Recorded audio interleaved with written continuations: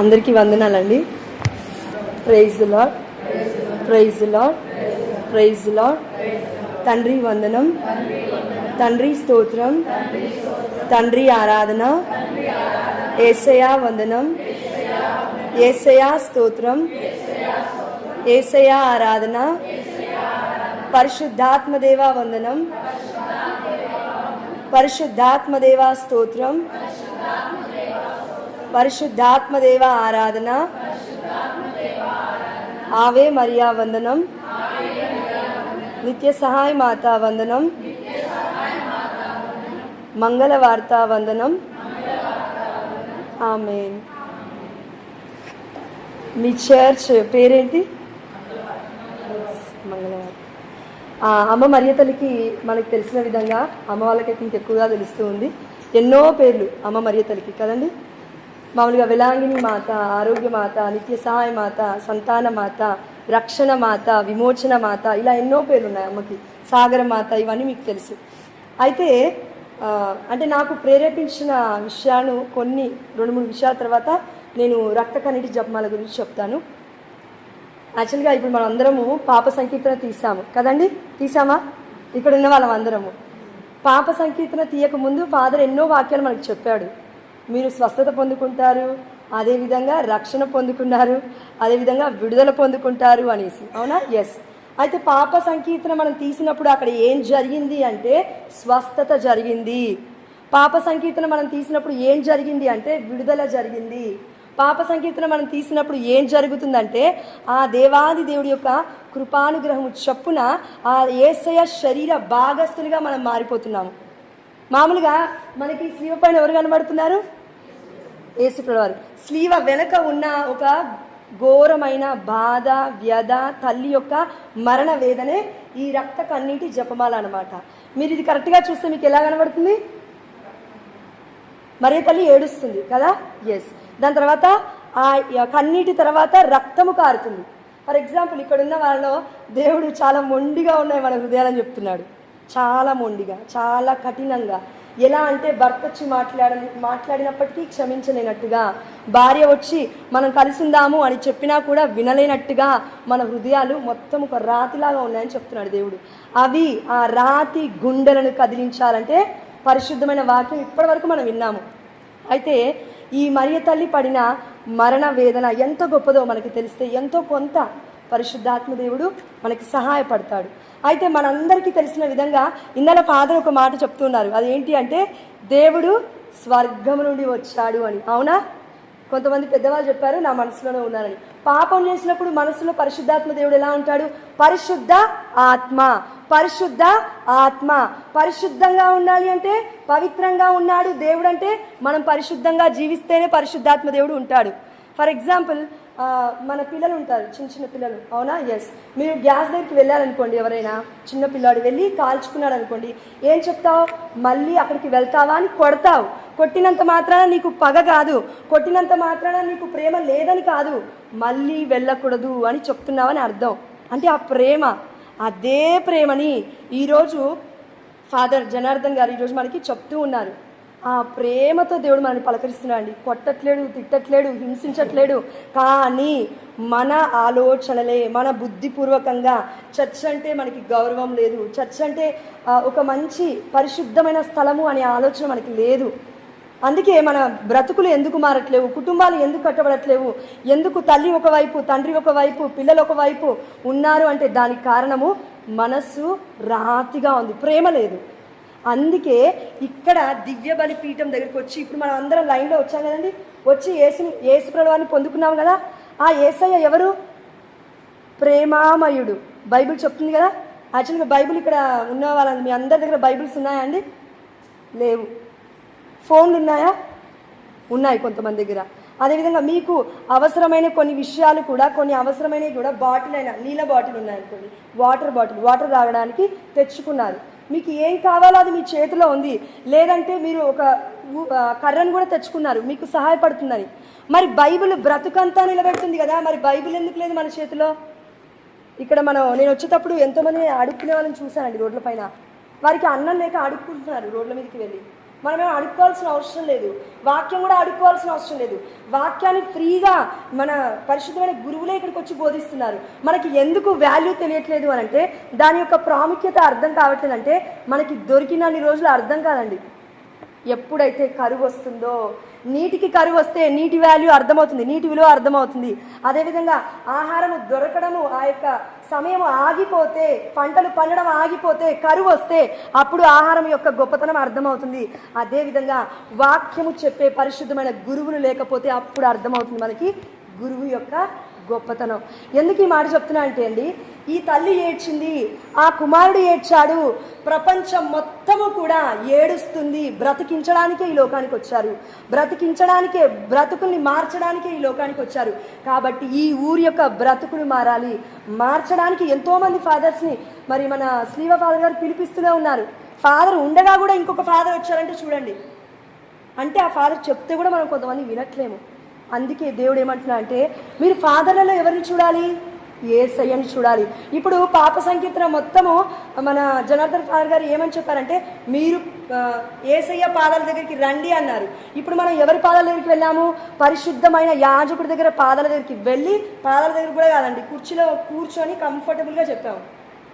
యాక్చువల్గా ఏం చేయాలంటే పాదాల దగ్గర కూర్చోవాలి. అప్పట్లో పాతకాలంలో మా అమ్మ ఉన్నప్పుడు పాదాల దగ్గర మొత్తం ఇలా ఇలా నిల్వం చేసేవాళ్ళు. స్తోత్రమయ్యా అనేవారంట. ఎవరిని? యాజకులని. యాజకుల్లో ఎవరు కనబడాలి మనకంటే? దేవాతి దేవుడు యేసయ్య. ఎందుకంటే యేసయ్యకి పెళ్ళయిందా అండి? బైబిల్లో ఉన్న వాక్యం తీసి చెప్దామంటే చాలా మటుకు బైబిల్ చదవట్లేదు ఎవరు, అర్థం కాదని చెప్తున్నాడు దేవుడు. ఇందా నేను ప్రే చేసుకుంటున్నప్పుడు అంటే నేను కించపరచట్లేనండి, ఉన్న యథార్థత గురించి దేవుడు చెప్తున్నాడు. అదేంటంటే బైబిల్ పట్టుకుంటే మన బ్రతుకులు మారుతాయి. మరి నాకు కొంతమందికి మరి చదువులు రాదు కదండి అని అంటే కనుక, మా అమ్మకి చదువు రాదండి. మా అమ్మ ఎగ్జాక్ట్గా ఒక వారం ముందు వాక్యాన్ని చదవడం మొదలుపెట్టింది. నాతో ఒక మాట అంటుంది మా అమ్మ, అమ్మ జపమాల ప్రార్థన చేస్తున్నాను, రక్త కన్నీటి జపమాల చేస్తున్నాను, పొద్దున్న వేస్తున్నాను, నువ్వు అనగానే రోజు బైబిల్ తెచ్చి పెడుతున్నాను. ఒక వారం చేసింది. 7వ రోజు మా అమ్మకు ఒక ప్రేరణ, వచ్చి బైబిల్ చదువు. ఎవరు మాట్లాడుతున్నారు? ఆత్మ, పరిశుద్ధాత్మ. ఆత్మ పేరే పరిశుద్ధాత్మ. నీలో నాలో ఉంటే ఇలా మాట్లాడతాడు. చర్చికి రా అని మాట్లాడతాడు. అక్కడ వ్యవసాయం ఉందా, ఇంకా ఏమన్నా ఉంది? ఇప్పుడు వర్షం పడింది అనుకోండి, వ్యవసాయం ఆపేస్తారు కదండి, వచ్చి ఇంట్లో కూర్చుంటారు కదా. మరి దివ్యమైన బలి పూజ, దివ్యమైన సప్రసాదము అంతకంటే గొప్పవి కదా, అమూల్యమైనవి కదా. ఎందుకంటే మనకి ఈ దేహం కనబడుతుందండి, ఆ దేహము కనబడాలి, అక్కడ మనం ఉండాలి. కానీ యేసయ్య మన కోసం అక్కడ కల్వరినాథుడు స్లీవవై కొట్టబడ్డాడు. మన ఆత్మ మనది కాదండి. ఆదికాండము 2వ అధ్యాయం 7వ వచనం ఇలా సెలవిస్తుంది, ఇదిగో దేవుడు మనుష్యుని మట్టితో చేశాడు, ఆ మట్టిని ఆ శరీరంలోకి ఇప్పుడు ఏం చేస్తున్నా అంటే తన ఊపిరిని తన నాసికా రంధ్రములలో ఊదాడు అని. అప్పుడు అతడు జీవము గలవాడయ్యను. అంటే జీవం అంటే ఇప్పుడు నేను ఉన్నాను అనుకోండి, వినబడుతుంది కదమ్మా? ఎస్. ఇప్పుడు నేను ఉన్నాను అనుకోండి, ఇప్పుడు నేను చనిపోయాను అనుకోండి, ఆత్మ వెళ్ళిపోతుంది, నా బాడీ ఇక్కడ కింద పడిపోతుంది. ఇది నిర్జీవం శరీరము. ఇప్పుడు ఆత్మ ఎక్కడికి వెళ్ళాలి? పరలోక రాజ్యానికి వెళ్ళాలా, నరకలోకానికి వెళ్ళాలా? మనం జీవిస్తున్న జీవిత విధానాన్ని బట్టి వెళ్ళాలి. పరలోకానికి వెళ్ళదు తప్పకుండా. ఇలా జీవిస్తే దేవుడు చెప్తున్నాడు, ఇలా జీవిస్తే బైబిల్ అంటే ఏంటో తెలీదు, గురువులు అంటే ఏంటో తెలీదు, పరిశుద్ధత అంటే ఏంటో తెలీదు, దివ్యమైన దేవాలయంలోకి వచ్చి మనం ఏం చేస్తున్నామో తెలీదు. ముచ్చట్లు, ముసలమ్మ ముచ్చట్లు అంటామండి. ముసలమ్మ ముచ్చట్లు అంటే ముసలోళ్ళు పెట్టే ముచ్చట్లు కాదు, సారీ, దానికి అర్థం అది కాదు. ఇప్పుడు నేను సునీతక్క కలిసి ఒక దివ్య మనస్సు ముందుకు వచ్చి ఏదన్నా ఇష్టం వచ్చిన మాటలు మాట్లాడు, అవి ముసలమ్మ ముచ్చట్లు, అవి వ్యర్థమైన మాటలు, దేవుడికి ఇష్టం లేని మాటలు. కాబట్టి దేవుడు మనందరికీ ఏం చెప్తున్నా అంటే, పోయిన 6 నెలల ముందు నేను శ్రీకాకుళం వెళ్ళానండి. ఫాదర్ మతియాస్ గారు అక్కడికి రమ్మన్నప్పుడు, అక్కడికి ఆ ఫాదర్కి పరిశుద్ధాత్మ ప్రేరణ ద్వారా తనకు అనిపించిందంట, తినని పిలవాలి, దేవుడు చెప్పాడు అని. అక్కడికి వెళ్తే చర్చ్ లేదు పాపం వాళ్ళకి. ఎలా వచ్చారో తెలుసా అండి పబ్లిక్? ఇక్కడ చర్చ్ ఉన్నప్పటికీ ఇళ్ళలో నిద్రపోతున్నారు, ఇళ్ళలో వంటలు వండుకుంటున్నారు, ఇళ్ళలో ఇంకెందుకులే, గంట ఎందుకులే, 2 గంటలు ఎందుకులే, 3 గంటలు ఎందుకులే అని ఆలోచిస్తున్నారు. కానీ కీర్తనాకారుడు ఏం చెప్పాడంటే 84వ అధ్యాయం 10వ వచనంలో, ఇదిగో అన్యుల ఇళ్లలో 1000 నాళ్ళు ఉండుట కంటే దేవుడి మందిరములో ఒక్కరోజు వసించుట మేలు. ఒక్కరోజు అని ఎందుకన్నా అంటే దేవుడు, ఆ ఒక్కరోజు చాలు మనం మరణించడానికి, ఆ ఒక్కరోజు చాలు మన ఆత్మ పరలోక రాజ్యానికి వెళ్ళాలా, నరకలోకానికి వెళ్ళాలా అని. కాబట్టి దయచేసి దేవుడు మనందరికీ చెప్తున్నాడు, చర్చ్ ఈ యొక్క పరిశుద్ధమైన దేవాలయము దేవుడి నిలయము. అందుకే మనం ఇక్కడికి వస్తున్నాము. పరిశుద్ధాత్మ మనలో లేడు, అందుకే మనం చచ్చిపోతున్నాము. ఆనందం మనలో లేదు, శాంతి మనలో లేదు. అంటే పరిశుద్ధాత్మ దేవుడు వెళ్ళిపోతున్నాడు పాప క్రియల వల్ల. ఎందుకు వస్తున్నాము? దివ్యబలి విందుకంటే ఇదిగో నా శరీరము, ఇదిగో నా రక్తము. ఇందాకలా యాజకులు ప్రార్థిస్తున్నప్పుడు మీరు విన్నారో లేదో, ఇందులో హోలీ స్పిరిట్ అంటే పరిశుద్ధాత్మ వస్తున్నాడు అని. అందులో నుండి ఎవరు వస్తున్నారు మనలోకి అంటే పరిశుద్ధాత్మ దేవుడు వస్తున్నారు. అదేవిధంగా యేసయ్య దేహమై ఉన్నాడు, ఆ దేహము మనలోకి వస్తుంది. అవునా? ఇప్పుడు యేసయ్య దేహమై ఉన్నాడు కదండి, ఇది కేవలం స్లీవ కాదు కదా. స్లీవ పైన ఎవరండి మరణించింది? యేసయ్య. యేసయ్య దేహం ఉందా? ఈ ప్రపంచానికి దేవుడు వచ్చాడా? కొలస్సీలకు రాసిన లేఖ 1:15 ఇలా సెలవిస్తుంది, అదృశ్యుడై ఉన్న దేవుడి ప్రత్యక్ష రూపమే నేను అంటున్నాడు యేసయ్య. యావే ప్రభువు పాత నిబంధనలో కనబడలేదు ఎవరికి. కొత్త నిబంధనకు వచ్చేసరికి యేసయ్య మన మధ్యలోకి వచ్చి స్వస్థతలు చేశాడు. ఇప్పుడు గురువులు కూడా మన మధ్యలోకి వస్తున్నారు, మన ఇళ్లలోకి వస్తున్నారు. వాళ్ళు పాదము పెడితే ఆశీర్వాదం వస్తుంది, కానీ పొందుకోలేకపోతున్నాం. దానికి కారణం ఏంటంటే మనలో ఉన్న అవిశ్వాసం. విశ్వాసం కాదు, అవిశ్వాసం.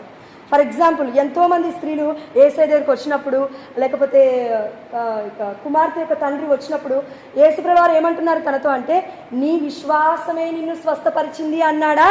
నా విశ్వాసం నిన్ను స్వస్థపరుస్తుంది అన్నాడా? నీ విశ్వాసమే. గురువులు చాలా బిజీగా ఉంటారు, అయినప్పటికీ వారు మనం పిలవగానే వస్తారు. ఒక్కొక్కసారి పిలవకుండా కూడా వెళ్తారండి. మన ఇళ్ళకి వస్తారు, అప్పుడు మనకి ఉండదు, మనకి ఆలోచన ఉండదు. కరెక్ట్ చెప్పాలంటే బుద్ధిహీనత అంటారండి, కామన్ సెన్స్ అంటారు దీన్ని. మనకు ఉండదు. కాబట్టి మనం ఏం చేస్తామంటే, పోతున్నాలే, వస్తున్నాలే. నీకోసమే అమ్మ వచ్చేది, నీకోసమే అయ్యా వచ్చేది. మా నాన్న పేరు అంతయ్య, మా అమ్మ పేరు చిన్నమ్మ. మా నాన్నకి నేనంటే ఇష్టం, మా అమ్మకి నేనంటే చాలా ఇష్టం. మా నాన్న దగ్గర మా అమ్మ దగ్గర ఉన్నన్ని రోజులు వాళ్ళ వాల్యూ నాకు అర్థం కాలేదు. పెళ్ళై బయటికి పంపించిన తర్వాత అప్పుడు అర్థమైంది. భర్త దగ్గర ఆ ప్రేమ దొరకదు, కొన్నిసార్లు అత్తమామ దగ్గర ఆ ప్రేమ దొరకదు. అవును, అత్తమామను కూడా ప్రేమించమని దేవుడు చెప్పాడు. ఎగ్జాంపుల్గా నేను చెప్తున్నాను అర్థం కావడానికి. అదేవిధంగా నా తల్లికి నేనున్నాను, నా తండ్రికి 3 పిల్లలు. కానీ గురువులకు ఎవరండి పిల్లలు? ఒకసారి చెప్పండి. మనమే అనాలి, ఎవరో కాదు, మనమే. అది నువ్వు ఒప్పుకోలేకపోతున్నావంటే గురువు వాల్యూ నీకు అర్థం కాలేదని అర్థం. కాబట్టి దేవుడు ఏమంటున్నా అంటే, ఆ ప్రధాన యాజకుడు పెళ్లి చేసుకోలేదు, ఇక్కడున్న యాజకులు పెళ్లి చేసుకోవట్లేదు అమ్మా అని మనందరికీ తెలుసు. మామూలుగా బయట సిటీలో అయితే ఈ మాటలు మాట్లాడచ్చు, పాస్టర్లు ఇక్కడ అవసరం లేదని దేవుడు చెప్తున్నాడు. ఎండప్ చేస్తూ ఒకటే అండి, మనము దేవాలయంకి వచ్చేటప్పుడు దేవుడు మనల్ని దర్శిస్తున్నాడు అనే నమ్మకంతో రావాలి. బ్రతుకులు అప్పుడు మారపోతే దేవుని అప్పుడు అడగండి, అనకండి ఇగో ఈ వారము ఫాదర్ వచ్చారు, వెళ్ళిపోగానే ఏం జరగలేదు, అద్భుతం ఎందుకు జరుగుతుందమ్మా? అద్భుతంగా నువ్వు మారు, అద్భుతంగా నువ్వు మారు, అద్భుతమైన జీవితముగా సాక్ష్యముగా నువ్వు మారితే అప్పుడు ఆటోమేటిక్గా అద్భుతాలు జరుగుతాయి. ఇప్పుడు మీరు ఉన్నారు, మీ కూతురికి ఏం చెప్తారు? అక్కడికి వెళ్ళొద్దు, ఇది చేయొద్దు, అది చేయొద్దు అని చెప్తారు. మీరు అప్పుడేం చేయాలి? మీరు ఫోన్ పట్టుకోవద్దు. నువ్వు ఫోన్ పట్టుకోకు అని నీ కూతురు అంటే వినదు. నువ్వు నిన్న పట్టుకున్నావు కదా మమ్మీ, ఈరోజు నేను పట్టుకుంటే తప్పేంటి మమ్మీ? నిన్న చేసావు కదా డాడీ, ఈరోజు నేను చేస్తే తప్పేంటి నాన్న అంటాడు. అందుకే గురువులు మనకి మార్గదర్శకంగా పెళ్ళిళ్ళు చేసుకోకుండా వారి యొక్క జీవితాన్ని మొత్తము పరిత్యజించి ఆ యేసయ్య కోసం కాదండి, ఆ యేసయ్య ఎవరిని ప్రేమించాడు? మనల్ని ప్రేమించాడు. మనల్ని ప్రేమించడానికి ఇక్కడికి వచ్చారు. శ్రీకాకుళంలో దేవాలయం లేదు, దేవాలయం కట్టడానికి 66 ఏళ్ళు ఉన్న మత్తయాస్ ఫాదర్ గారు పడుతున్న కష్టాలు ఎంత ఘోరం అంటే అండి, రోజు ప్రేయర్ చేస్తారు మోకరించి. షుగర్ ఉంది, బీపీ ఉంది ఫాదర్కి, చేతగానప్పుడు మెసేజ్ పెడతారు, అమ్మ నాకు శక్తి సరిపోవట్లేదు ప్రార్థన చేయండి అంటే. నేను ఏం చెప్తున్నా అంటే అండి, వాళ్ళు కూడా శక్తిమంతులు ఏం కాదు పాపం. వారికి కూడా శరీరం ఉంది, వారికి కూడా బలహీనతలు ఉన్నాయి, వారు కూడా మనుషులే, వారిలో కూడా రక్తం ఉంది, వారికి కూడా దేహం ఉంది. వారు శోధనలో పడకుండా ఉండాలంటే మన ప్రవర్తన బాగుండాలి, మన జీవిత విధానం బాగుండాలి. వారిని కనీసం ఆదరించకపోయినా పర్లేదు, కానీ అవమాన పాలు చేయకండి దయచేసి. ఈ తల్లి ఎందుకు ఏడ్చింది అని అంటే, ఇదిగో కల్వరినాథుడైన నా కుమారుడు నీకోసం మరణించాడు, నీకోసం మరణించాడు, నీకోసం మరణించాడు. ఇప్పుడు ఎందుకు మరణిస్తున్నాడు? యాజకులని చంపుతున్నారు. మయన్మార్ అనే ఒక ప్రదేశం, అది వేరే దేశం అండి, థాయిలాండ్ అని. అక్కడ డొనాల్డ్ మార్టిన్ అనే ఒక ఫాదర్ యాజకులు ఉన్నారు, పెళ్లి చేసుకోలేదు. అక్కడికి పరిచర్యకి వెళ్ళారు ఒకే ఒక్కరోజు వెళ్ళి అక్కడ 7:44 సాయంత్రం గంటలకి ఇంకా వచ్చేద్దాము, అన్ని డోర్స్ పెట్టేసి వచ్చేద్దాము, లాక్ వేసి వస్తారు కదా, దేవాలయానికి మొత్తము వచ్చేద్దాము అనే సమయంలో ఏమైందంటే 10 మంది తాగుబోతులు ఫుల్గా తాగేసి 5 గన్నులతో ఒక పెద్ద కత్తితో లోపలికి వెళ్ళారు. ఎక్కడికి? దేవాలయంలోకి వచ్చి మోకరించి ప్రార్థిస్తున్న ఆ ఫాదర్ని పలకరించి మరి నువ్వు ఆ దేవుడికి కాదు మాకు మొక్కమని అన్నారు. ఇప్పుడు ఆ ఫాదర్ ఏం చేయాలండి? మొక్కాలా? ఆ దేవుడికి నేను మొక్కుతాను. ఒకవేళ మీరు తాగి ఉండకుండా పెద్ద మనుషుల్లాగా వచ్చి ఒక తండ్రిలాగా నా ఆశీర్వాదం తీసుకో అంటే నేను తీసుకునేవాడినేమో, కానీ మీరు తాగొచ్చారు దేవాలయానికి, పరిశుద్ధమైన సన్నిధికి, కాబట్టి నేను అది చేయను అని అంటే ఎన్ని పోట్లో నాకైతే గుర్తులేదు కదండి, చాలా బ్రూటల్ అంటే అతి కిరాతకంగా చంపేశాడు ఫాదర్ని. మేబీ నువ్వు ఉంటుండొచ్చు, రేపు నువ్వు ఉంటుండొచ్చు, లేకపోతే ఈ ఊర్లో ఎంతమంది సారీ అండి క్షమించాలి తాగుబోతులు ఉన్నారు, లేకుండా ఏం లేరు. కాబట్టి ఎప్పుడు ఎక్కడ ఎలా ఏం జరుగుతుందో మనకు తెలియదు. మనమే సెక్యూరిటీ మన ఫాదర్స్కి, మన యాజకులకి. మనం గుది బండల్లాగా మారద్దు, వాళ్ళకి సెక్యూరిటీగా రక్షణగా మనం మారాలి. ఎందుకంటే మన ఆత్మని రక్షించడానికి దేవుడు ఇక్కడ ఈ దివ్యమైన బలిపీఠం ముందు వాళ్ళు నిలబడ్డప్పుడు, ఒకే వ్యక్తి ఈ ఊర్లో ఉన్న 1000 మంది కోసం నిలబడ్డప్పుడు ఒకే వ్యక్తిని కాపాడడానికి ఆ 1000 మంది ఎందుకు రారండి?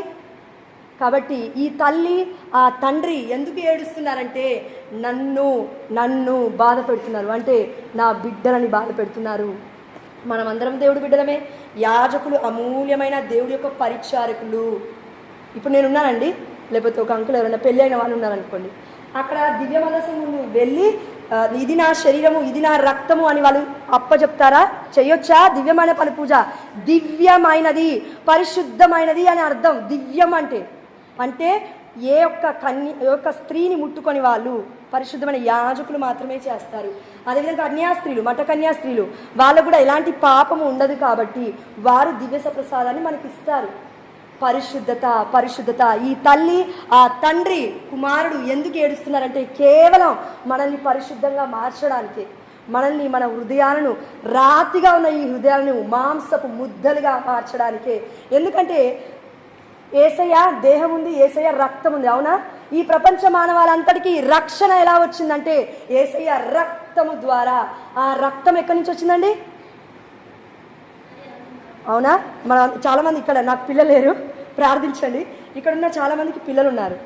ఒక తల్లి గర్భములో ఆ రక్తపు ముద్ద తయారై పిండం ఏర్పడుతుంది. 1 మంత్ కాదండి, 1 నెల కాదండి, 9 నెలలు పెరగాలి ఆ బిడ్డ. అప్పటి వరకు నువ్వు నేను ఎలా ఉంటామంటే పక్కన అడుగు పెడితే వామో ఏమైనా అయిపోతుందేమో అని మన చుట్టుపక్కల ఉన్న వాళ్ళు కూడా చాలా రక్షకులుగా చూసుకుంటారు. మళ్ళీ ఒక్కసారి డెలివరీ అయితే వాళ్ళకి నీకు సంబంధమే లేదు ఇంకొకసారి. అంటే ఓన్లీ ఒక బిడ్డని కానీ మిషన్ లాగా చూసే వాళ్ళ గురించి నేను మాట్లాడుతున్నాను. సో ఓకే, వాళ్ళ గురించి పక్కకు పెడితే దేవుడు ఏం చెప్తున్నా అంటే ఆ తల్లి రక్తము పరిశుద్ధమైనది.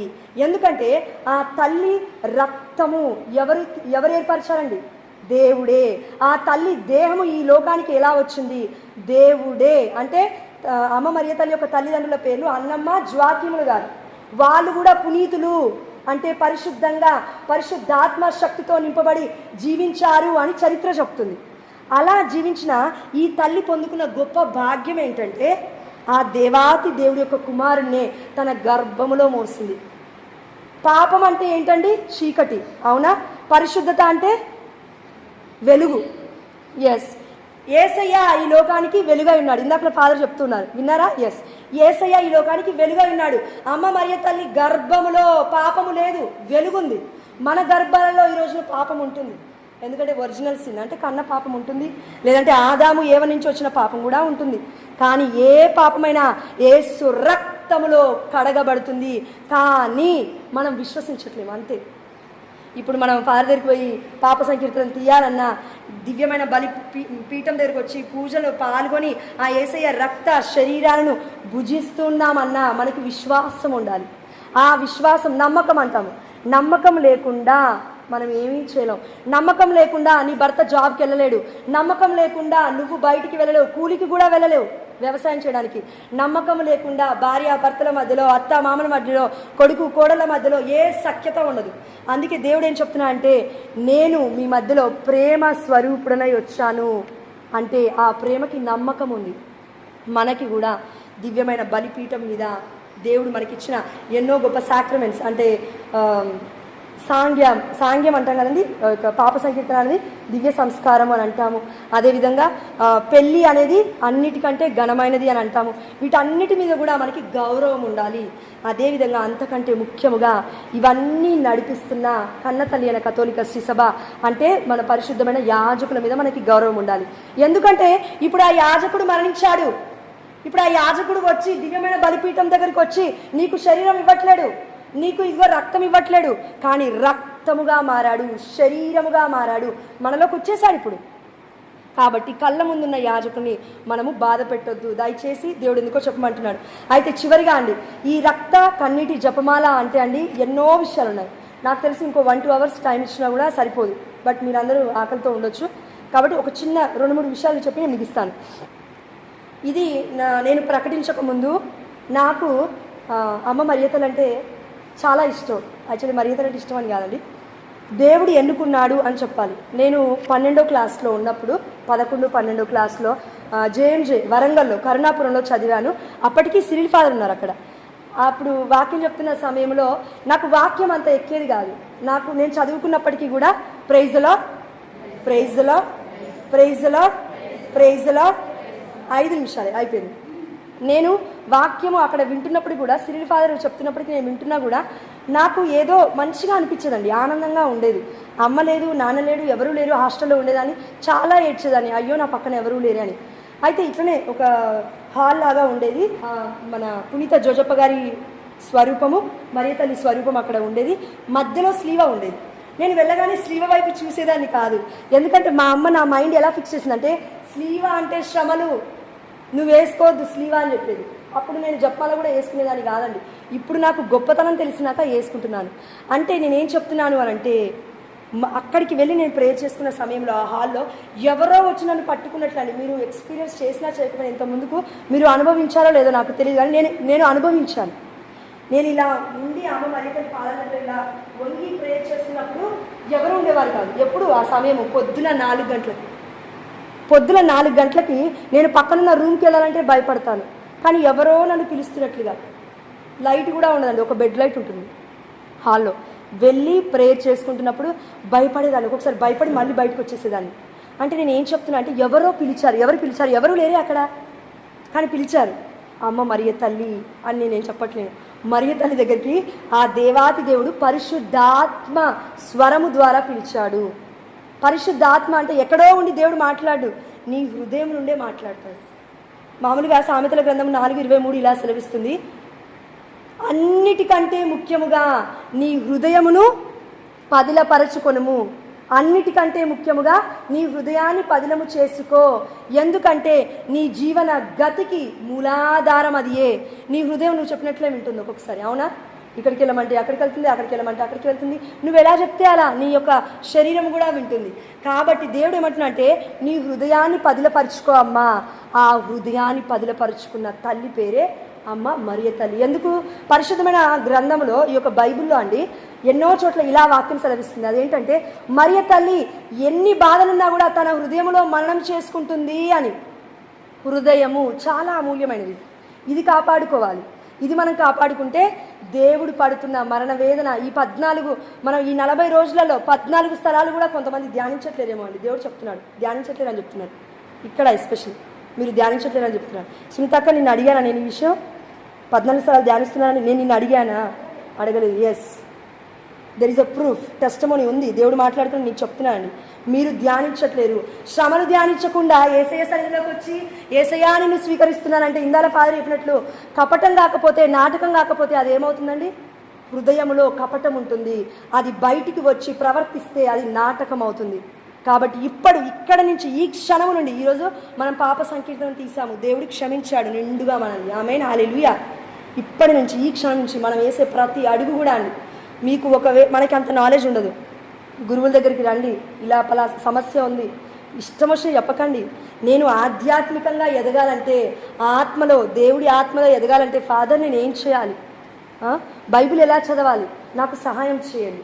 మీ పిల్లలున్నారు చదువుకోలేని వాళ్ళు ఉంటే వాళ్ళని అడగండి. ఇప్పుడు మీరు వచ్చారు, మీ పిల్లలేరి? ఇప్పుడు మీరు వచ్చారు, మీ భర్తలేరి? ఇప్పుడు మీరు వచ్చారు, మీ కుటుంబ సభ్యులేరి? నీ ప్రేమను బట్టి వాళ్ళు రావాలి దేవుడి యొక్క సన్నిధిలోకి. అందుకే ఆ ప్రేమామయుడు అక్కడ మరణించింది. నేనే ప్రేమామయుని, అక్కడికే ఆగిపోలేదండి ప్రేమ. ఈ తల్లి దగ్గరికి వస్తూ ఉంది, ఆ తల్లి మనకి పంచుతుంది. ఆ తల్లి ఇప్పుడు చెప్తుంది కూడా అదే, నా బిడ్డ యొక్క మధ్యలో ఉన్న సంబంధము రక్త సంబంధము. ఇది శారీరకంగా మాత్రమే కాదు, ఆధ్యాత్మికంగా పరలోక రాజ్యంలో కూడా ఆ దేవాది దేవుడు మరియతల్ని విడిచిపెట్టలేదు. అందుకే మరియతల్ని మనం ఏమంటామంటే పరలోక భూలోక రాజ్ఞి అని అంటాం, అవునా? ఎస్. కాబట్టి 7 గుర్తుల రక్త కన్నీటి జపమాల ఎందుకు ధ్యానించాలి? ఒక విషయం చెప్తాను. యాక్చువల్లీ ఇది నా మెడలో ఉన్నదండి, స్థుతులది జపమాల. ఇది నేను తీసుకోలేదు, నాకు తెలీదు స్థుతుల జపమాల ఉంటుందని నాకు తెలీదు. నాగార్జున సార్ చర్చ్కి వెళ్ళినప్పుడు నేను నా భర్త కన్నీరు మున్నీరుగా ఏడుస్తున్నాము, సంతాన భాగ్యం ఏదయ్యా, పెళ్ళి 2 సంవత్సరాలు అయిందని. ఒక సిస్టర్ అక్కడికి వచ్చి, చాలామంది ఉన్నారు అక్కడ, కానీ నా దగ్గరికే వచ్చారు. వచ్చి ఇలా అన్నారు, తల మోకరించి ప్రే చేసింది. ఇలా చూశాను, కళ్ళు తుడుచుకున్నాను. సిస్టర్ అన్నాను, అంటే నువ్వు దేని గురించి అయితే బాధపడుతున్నావు, బాధపడొద్దు అన్నాడు దేవుడు. దేవుడికంట థ్యాంక్స్ చెప్పు, ఇవ్వబోతున్నందుకు స్తుతయ్యా. ఎవరైనా చెప్తారా అండి? కళ్ళ ముందు లేని దాన్ని ఊహించుకొని ఉంది అని ఎవరైనా చెప్తామా? అదేవిధంగా దివ్యమైన బలిపీఠం దగ్గర యేసయ్యను నువ్వు చూడట్లేవు, కానీ పరిశుద్ధమైన యాజకులు చూడగలుగుతున్నారు. అందుకే రోజు దివ్య బలి పూజకి రండి, ఆదివారం రండి, మంగళవారం రోజున రండి. దేవుడు ఇక్కడ వధింపబడుతున్నాడు. మనం వధింపబడాల్సిన అవసరం లేదు, మనం చావాల్సిన అవసరం లేదు. దేవుడే మన కోసం చనిపోతున్నాడు. కాబట్టి అందుకే ఇదిగో ఆ సమయంలో నేను అక్కడున్నప్పుడు సిస్టర్ వచ్చి అంటూ ఉంది, ఇదిగో నువ్వు స్థుతులను అర్పించు అని. ఓకే సిస్టర్ అన్నాను. ఆ సిస్టర్ విడిచిపెట్టకుండా ఫోన్ నెంబర్ తీసుకున్నారండి. ఫోన్ నెంబర్ తీసుకొని రోజు కాకపోయినా కనీసం 2-3 రోజులకు ఒకసారైనా నాకు కాల్ చేయి, నేను ఎలా ప్రార్థించుకోవాలో చెప్తానండి. ఆ సిస్టర్ పేరు Leena, I think so, Leena ఏదో గుర్తులేదండి నా పేరు. చాలామంది సిస్టర్ నేమ్స్ ఉన్నాయి కాబట్టి గుర్తులేదు. మఠకన్యాస్త్రీ సిస్టర్ అంటే. అయితే తను చెప్పి అయిపోయిన తర్వాత నేను నా భర్త వచ్చేస్తూ ఉన్నాం. యాక్చువల్గా అక్కడ ఆ సమయంలో ఆ సిస్టరు ఆ ప్యారిష్కి అంటే ఆ చర్చికి పనిచేసే వాళ్ళు కాదు, తను ఎక్కడో బయట నుంచి వచ్చిందంట అండి. అంటే ఇది అద్భుతం కాదా? ఎవరో ముక్కు ముఖం తెలియని ఒక నన్ను మఠకన్యా స్త్రీ వచ్చి ఒక సాధారణమైన పెళ్లి చేసుకున్న నాకు ఈ జపమాల ఇవ్వడం అద్భుతం కాదా? అద్భుతమే ఇది. అదేవిధంగా ఇది అయిపోయిందండి. కొన్ని రోజుల తర్వాత నేను అమ్మని అడుగుతున్నాను, మే నెల గడుస్తూ ఉంది, మే నెల గడుస్తూ ఉంది. నేను అడిగాను, అమ్మ నాతో నువ్వు మాట్లాడు, అమ్మా నువ్వు నాతో మాట్లాడు, అమ్మా నువ్వు నాతో మాట్లాడు అని. అప్పటికి నేను 5 గుర్తుల జపమాల ప్రార్థిస్తూ ఉన్నాను. ప్రార్థిస్తున్న సమయంలో ఒక అక్క నాకు కాల్ చేశారు. ఒకప్పుడు నువ్వు మెట్టుగూడ చర్చిలో కలిసావు కదా, దేవుడు నాకెందుకో ప్రేరణ ఇచ్చాడు నీతో మాట్లాడమని అని. ఏంటక్క అన్నాను. ఆ అక్క పేరు జ్యోతి అక్క. ఈ అక్క సింత అక్కకి తెలుసు బాగా, మా ప్రేయర్ గ్రూప్లో ఉంటుంది కాబట్టి. ఆ అక్క ఏమన్నానంటే 7 గుర్తుల జపమాల అమ్మ మరియ తల్లి ఇవ్వమని నాకు చెప్తున్నట్లుగా తెలుస్తుంది, వచ్చి జపమాల తీసుకుంటావా అని. హైదరాబాద్లో ఎక్కడా కూడా ఈ యొక్క జపమాల దొరకట్లేదు, అవునాక? ఎస్, ఈ జపమాల దొరకట్లేదు. నేను ఎక్కడెక్కడ అడిగానంటే నాగార్జున సార్లో అడిగాను, మెట్టుగూడ చర్చ్లో అడిగాను. అదేవిధంగా పెద్ద షాప్ ఉంటుందండి సికింద్రాబాద్లో, సెయింట్ పాల్స్ అని, సెయింట్ ఇన్ఫాంట్ జీసస్ అనేది ఆ యొక్క చిన్న స్టోర్స్ ఉంటాయి, షాప్స్ ఉంటాయి, అక్కడ కూడా వెళ్ళి అడిగాను, లేవు ఇవి. కానీ దేవుడు ఏం చేశాడంటే ఇది నాకు ఎందుకు అందించాడంటే ఇది ప్రకటించమని దేవుడు చెప్తున్నాడు అని అర్థమైంది. ఇది ఒకటవది. రెండో విషయం ఏంటంటే ఎవరైతే నాకు ఈ జపమాల ఇచ్చారో ఆ సిస్టరే తెలుగులో ఈ యొక్క ప్రార్థనలు నాకు ఫోన్లో పంపించారు. ఫోన్లో వాట్సాప్ ఉంటుంది కదండి, వాట్సాప్లో నాకు పంపించారు. ఆ అక్కేమో మే నెల ముగియక ముందే మరియతల్లి మధ్యస్థ ప్రార్థన చేయమని దేవుడు చెప్తున్నాడని చెప్పింది. ఇక్కడ సిస్టర్ చూస్తే ఇది కార్డు ఆ యొక్క వాట్సాప్లో పంపించింది. అయితే ఇది నేను ప్రకటించడానికి కారణం ఏంటంటే అమ్మ మరియతల్లి, దేవా ఇది నీ చిత్తమా, నన్ను ప్రకటించమంటావా అని అంటే మరియతల్లిని నేను చూసిన దర్శనం అండి. ఎక్కడో రాలేదండి. ఒక సిస్టర్ బ్లూ శారీ కట్టుకుంది, నన్ను మఠకన్యా స్త్రీ, మా నిత్య సహాయ మాత మా చర్చికి ముందుగానే ఉంది. ఇక్కడ స్వరూపం ఉంటుంది, మరియతల్లి స్వరూపం ఉంటుంది. ఇక్కడ ఎలా అయితే ఉందో బ్లూ కలర్లో అక్కడ ఉంటుంది. గ్లాస్ లోపల అమ్మ ఉంటుంది మరియతల్లి. ఆ బయట ఒక మఠకన్యా స్త్రీ వచ్చి నిలబడి ఇలా పిలుస్తూ ఉంది. ఎవరిని? నన్ను పిలుస్తూ ఉంది. నేను దేవుణ్ణి అడిగాను, అయ్యా నువ్వు నాతో మాట్లాడు, అయితే నేను ప్రకటిస్తా అన్నాను. అందుకండి ప్రకటిస్తుంది, నేను గుడ్డిగా ప్రకటించట్లేదు. యాక్చువల్గా మన విశ్వాసము, నిజంగా చెప్పాలంటే మన విశ్వాసం గుడ్డిదై ఉండాలి. మన ఆలోచన పైన పడకూడదు, ఇంటెలిజెన్స్ పైన ఆధారపడకూడదు. ఫర్ ఎగ్జాంపుల్ ఒక్క చిన్న మాట చెప్తాను. ఆనాడు మోషే దేవుని ఎన్నుకున్నాడు, 6 లక్షల పైగా ఉన్న జనాన్ని నడిపించాడు, అవునా? మోషేని దేవుడు ఏమన్నా అంటే వెళ్ళి ఆ రాతిని కొట్టు నీళ్ళు వస్తాయి అన్నాడు, అవునా? వెళ్ళి మోషే ఏం చేశాడండి? నువ్వు నేను ఉంటే ఏం చేస్తామండి? రాతి కొడితే నీళ్ళు రావడం ఏంటయ్యా, నేను కొట్టననే వాళ్ళం. కానీ మోషే ఏం చేశాడు? గుడ్డిగా నమ్మి వెళ్ళి రాతిని కొట్టాడు. నీళ్ళు వచ్చాయా లేదా? ఎస్, దాని పేరే జీవజల నదులు. జీవజల నదులు అంటే పరిశుద్ధమైన గ్రంథం ఏం చెప్తుందంటే, ఇప్పటివరకు మనం పాడాం జీవనదిని అని, అవునా? ఎస్, జీవజల నదులు అంటే పరిశుద్ధాత్మ మనలో ఉప్పొంగాలి, ప్రవహించాలి, అగ్ని జ్వాలల వలె అది అనేకులకి ఆశ్చర్యకరంగా మారాలి అని దేవుడు పరిశుద్ధాత్మ శక్తిని అలా నింపి మన మధ్యకి పంపిస్తున్న ప్రజలు ఎవరు అంటే యాజకులు. యోహాను సువార్త 20:23 నేను ముగిస్తున్నానండి. ఇది చెప్పకపోతే కష్టమవుతుంది, నేను ఇంత దూరం వచ్చి కూడా 5 గంటలు ప్రయాణం చేసి వచ్చాను కదా, అందుకని దయచేసి ఏమనుకోకండి. యోహాను సువార్త 20:23 ఎందుకు ఆ దేవాది దేవుడి దగ్గర పాదాల దగ్గరికి వెళ్ళమని యాజకులు చెప్పారు కదా, మరి ఇప్పుడు నేనెందుకు మరి పాప సంకీర్తనానికి వెళ్ళి యాజకుల దగ్గరికి వెళ్ళాను? యాజకుడు మన తండ్రి కదా, యేసయ్య కదా, అవునా? మరి ఆ యేసయ్య మరణించాడు కదా, ఇప్పటికీ కూడా మనలో ఆత్మలాగా జీవిస్తున్నాడు కదా, మరి నేనెందుకండి, నా మనసుకు చెప్పుకుంటే సరిపోతుంది కదా, గురువు దగ్గరికి వెళ్ళి నేను ఎందుకు పాపాన్ని ఒప్పుకోవాలి అనే ఆలోచన మనకు వచ్చి ఉండొచ్చు. వాక్యం సెలవిస్తుందండి. వాక్యం అంటే దేవుడు. యోహాను సువార్త 1:1 యోహాను సువార్త 1:1 ఏం చెప్తుందండి? ఆదిలో వాక్యం ఉండెను, ఆ వాక్కు దేవుడి వద్ద ఉండెను, ఆ వాక్కు దేవుడు ఆయన. ఇప్పుడు ఈ వాక్యము దేవుడు అయినప్పుడు, మరి ఈ వాక్యము మన చేతిలో లేనప్పుడు దేవుడు ఇంకెక్కడ ఉంటాడు? మన బ్రతుకులో లేనప్పుడు ఇంకెక్కడ ఉంటాడు? అందుకే దేవుడు ఏం చెప్తున్నా అంటే, యేసు మరల వారితో 21 మీకు శాంతి కలుగునుగాక. ఎవరితో చెప్తున్నాడు? శిష్యులతో. ఎందుకండి? ఈ రోజున ఎట్లయితే యాజకులు భయముతో భయపడుతున్నారో, బయట అండి, ఇక్కడ కాకపోవచ్చు, పల్లెటూళ్ళలో కావచ్చు అండి, బయట సిటీలలో అయినా ఇంకా నరుమూలల ప్రాంతాలలో కొన్ని అడవి ప్రాంతాలు ఉంటాయండి.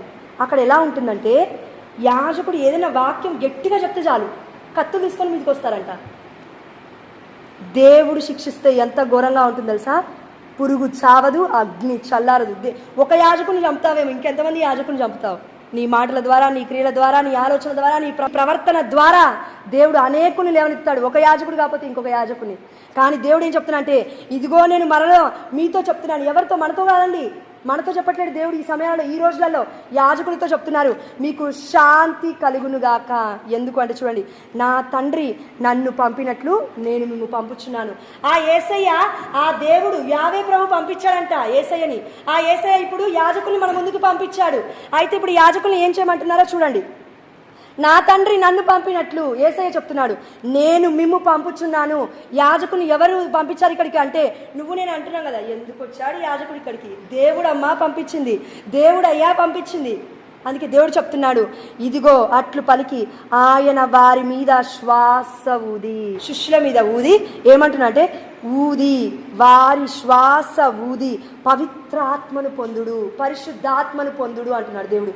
ఈ పరిశుద్ధాత్మ ఏం చేస్తుందో చూడండి. ఈ పరిశుద్ధాత్మ ఏం చేస్తుందో వినండి. ఎవరి పాపములైనను మీరు క్షమించిన ఎడల అవి క్షమింపబడును. ఇప్పుడు చెప్పండి, వాళ్ళు అంటే మన యాజకులు అక్కడ ఏమంటున్నారు? నీ పాపను క్షమించకు, నువ్వు వెళ్ళిపో అంటున్నారా మనల్ని? నీ పాపను క్షమిస్తాడు. ఈ వాక్యం ఇలా చెప్తుంది, దయచేసి ఉండండి, దయచేసి దేవుడు మిమ్మల్ని ఆశీర్వదిస్తున్నాడు, దేవుడు మిమ్మల్ని క్షమించేశాడని చెప్తారు. అందుకే వాళ్ళు క్షమిస్తే మన పాపాలు క్షమింపబడుతున్నాయి.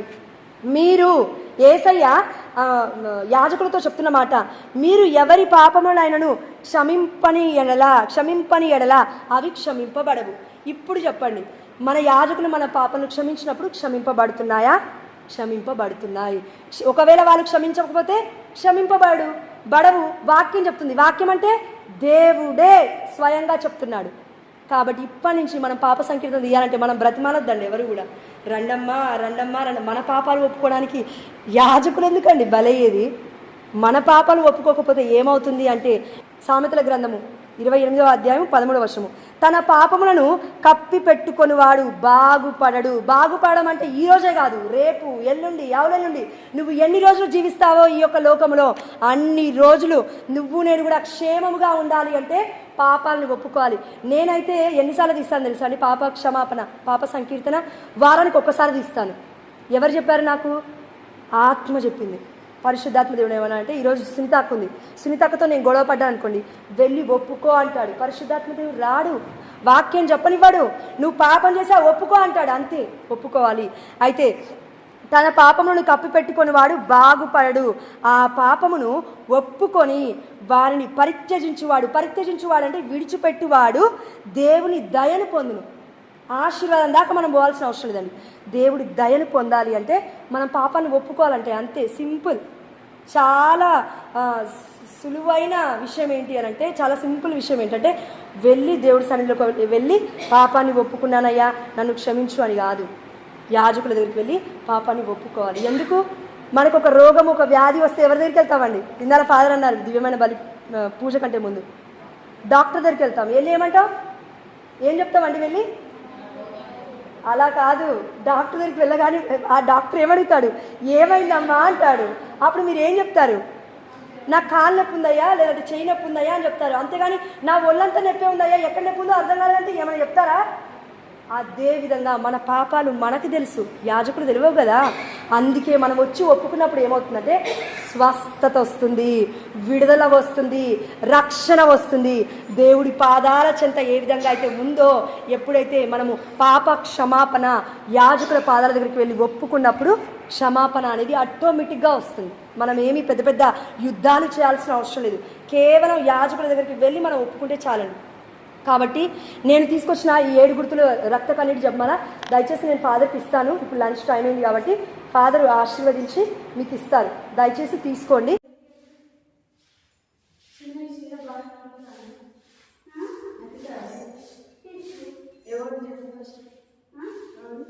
కానీ ఒకటైతే గుర్తుపెట్టుకోండి, ఈ తల్లి మరణ వేదన మన గురించి, ఆ తండ్రి శ్రీవలో మరణించింది మన గురించి, వాళ్ళ గురించి కాదు. ఈ లోకాన్ని రక్షించడానికే పాప విమోచకురాలుగా అమ్మ వచ్చింది, పాప విమోచకుడిగా ఆ తండ్రి రక్తాన్ని చిందించాడు. ఆ రక్తము ఈ తల్లి గర్భము నుండి ఉదయించింది అనే విషయాన్ని మనం గుర్తుపెట్టుకోవాలి. దయచేసి అయా ప్రేమగలిగిన తండ్రి, నీకు వేలాది వంద. కళ్ళు మూసుకుందాం, ప్రార్థిద్దాం. అందరం కళ్ళు మూసుకుందాం, 2 నిమిషాలు కళ్ళు మూసుకొని ప్రార్థిద్దాం.